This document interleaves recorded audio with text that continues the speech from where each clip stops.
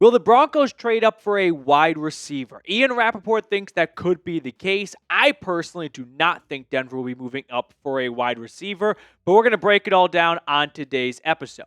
As Rap Sheet hopped on, I think it was KOA Radio, and talked about whether or not Denver would be a candidate to move up in the draft. And he said that he would be surprised if the Broncos trade up in the first for a running back, but could see them moving up for a receiver. Now, personally, I don't think they're going to move up at all. I just don't think this draft class is so talent loaded at the top that teams are going to feel compelled to give up extra assets and future draft capital to get a player who maybe is marginally better than the guy they could get at number 20. So if you ask me, come Thursday night, I think Denver stays put at 20. But there has been a lot of smoke out there around the Broncos moving up in the draft, which if you look at the smoke, which we'll talk about in a second, it's weird for a team to put out smoke of moving up, but moving back makes more sense. But here's what Rap Sheet had to say specifically, because I thought you might want to get it right from the horse's mouth.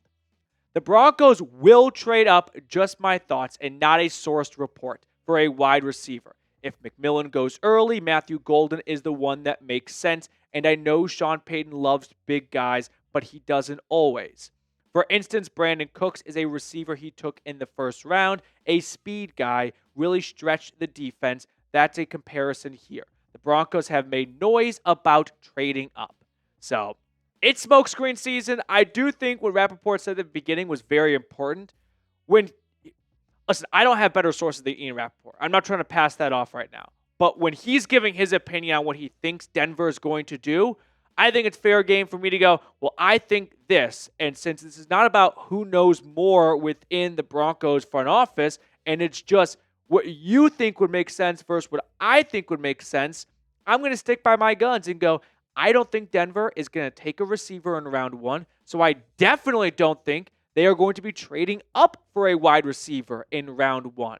Is Rapoport completely off base here? No. There's been some smoke recently of Tet McMillan going to the Jags as early as number 5. And if that happens, there could be some panic that creeps in for the Broncos. If they wanted a receiver at 20, maybe that guy won't get there at 20. But if Denver wasn't going to move up for Bo Nix last year, the quarterback who caught their eye and was their number 1 guy, I don't think Matthew Golden in one season at Texas is going to be the thing that moves Denver off pick 20 and one of their third-round draft picks, a second-round pick, or a future draft pick. So, yeah, screen record this next part right now and laugh at me, or just come back when it comes to reality. Denver will not trade up in round number 1. I do not believe the Broncos are going to move earlier than pick 20. If it is earlier, we're talking 1 to 2 spots, but that's not even like an out clause I'm looking for. I am not pegging the Broncos as a candidate to make some serious move earlier in the NFL draft. So I'll turn it over to you now. What do you think Denver should do at pick 20? Type T for trade, S for stay. I would stay. If you're trading anything, I'd like to move back, but because no team has made a single trade yet in this NFL draft, it's the closest we've ever gotten to the NFL draft by a country mile without a single first-round pick being moved. I think that is a reflection of what GMs really think about this draft class, which is there's no one out there that they feel is so good that they can't live without, and they're willing to give up 2 to 3 picks for just one guy. Now, if I end up being wrong, which has happened, once or twice, here are a few guys that could be round 1 wide receiver targets. Starting with Matthew Golden, the Texas receiver, who is my number 1 receiver in this class. So if there is someone that I would want them to trade up for, it would be the 5'11", 191-pound speedster who I don't want to just say is like the next Marvin Mims. We can't just call everyone that's under 6 foot a speedster, but I love the versatility he brings, and he also just plays bigger than his size indicates when that ball is up in the air coming his way. But I could see Peyton finding a good home for him in his offense where he uses him at that Z or Y type spot where you can line him up in the backfield from time to time. You can line him up out wide. You can put him in the slot.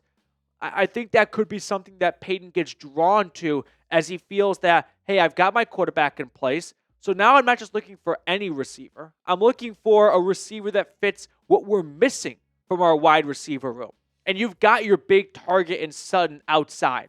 So Tet McMillan, to me, doesn't make a ton of sense. Golden, to me, makes a lot more sense. He's my favorite wide receiver in this draft.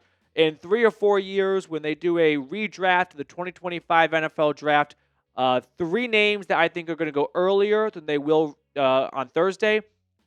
Will Campbell, and he's still going to go early. Caleb Johnson and Matthew Golden. Those are 3 guys I think are going to have good NFL careers, but I still feel that you can wait for a receiver till day 2 because you should like what you currently have in your receiver room. I like what we got out of rookies Troy Franklin and Devon Vele last year. Marvin Mims was fantastic for the final third of the season. Courtland Sutton had the best year of his NFL career. Prioritize the missing pieces on your team, like running back in round 1. So that's where I stand right now on the wide receiver, debate, if you will. We've got some more receivers to look at in just a moment here, but I do have to give a quick special shout out to our awesome sponsor today, which is Game Time. Game Time makes getting tickets faster and easier, even for hard to get playoff seats. Prices on the Game Time app actually go down the closer it gets to first pitch. With killer last minute deals, all-in prices, views from your seat, and their lowest price guarantee, Game Time takes the guesswork out of buying NBA playoff tickets or Rockies tickets or the Avs tickets when they come back. Last minute deals at Game Time are terrific. Save up to 60% off buying last minute for sports, concerts, comedy, theater, and more. I mean, speaking of the Avs, one of my buddies and I were going to go to trivia on Tuesday. He told me, actually, I'm going to bail because on Game Time, I can go to the Stars Avs game for less than $50. And I couldn't blame him. So, be like Coop and use Game Time and go watch the Avs hopefully win in overtime the next time they face the Stars. Take the guesswork out of buying tickets with Game Time. Download the Game Time app, create an account, and use code CHATSPORTS for $20 off your first purchase. Terms apply. Again, create an account and redeem code CHATSPORTS for $20 off. I put all that information in the comments and description of today's video. Download the Game Time app today. Last minute tickets, lowest price guaranteed. So moving on to my next target in round 1, it'll be Tetairoa McMillan, the Arizona wide receiver. So let me give you a little bit of background on McMillan. First thing you got to know is he could not be more different than Golden. He's 6'4", 219 pounds. This is your boundary X receiver, right? This is your Courtland Sutton. This is your Demaryius Thomas. This is your big go-to target you throw it up to. He was a huge recruit for Arizona, was supposed to go to Oregon, decided to stay home. He had an awesome 2023 season. Now, he got hurt.